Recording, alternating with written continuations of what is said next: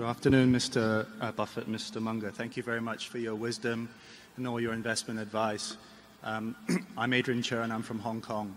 Back in the old days in Hong Kong, when somebody turned 100, they got to have tea at Buckingham Palace with the Queen.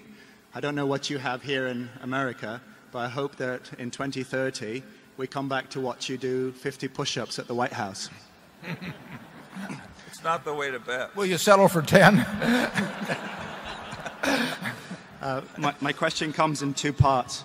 Firstly, in 1968-69, you liquidated all your partnerships, and I guess aside from your holdings in Berkshire Hathaway, you got completely out of the market and stayed out. In 2000-2001, you mentioned to us that in the coming decade, the markets would go, at best, nowhere. However, despite $50 billion in cash, you, and therefore us, remain substantially invested in the market. So my first question was, how and why is the investment climate different today than in 1968-69 that makes you comfortable remaining substantially invested? Yeah, well, we do own certain securities which we probably wouldn't buy at these prices. Some of them we would, some of them we wouldn't. We're not unhappy with anything we own. We're not happy with putting more money in. So we're in a zone in some of those securities where we wouldn't buy and we wouldn't sell. Now, part of it, that decision relates to the kind of quantities that we deal in. I mean, if we owned 100 shares of each one of the stocks that we own, many billions of dollars worth, it would be an easier decision to go in and out. But we would face significant costs, including taxes, but in top of taxes, in trying to go in and out of the big positions we have. And basically, we like the businesses. So we are not unhappy.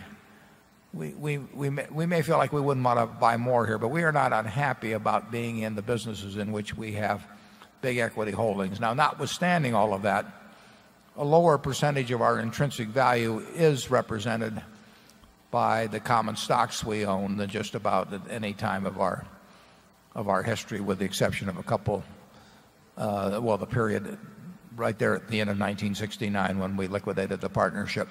So we have not made any big statement by purchases of stocks or the ownership of stocks that says in any way says that we think that this is a particularly attractive time to own them. But we are not unhappy with Coca-Cola. We are not unhappy with American Express. We're not unhappy with Wells Fargo or Moody's. Those are very, very good businesses that we own.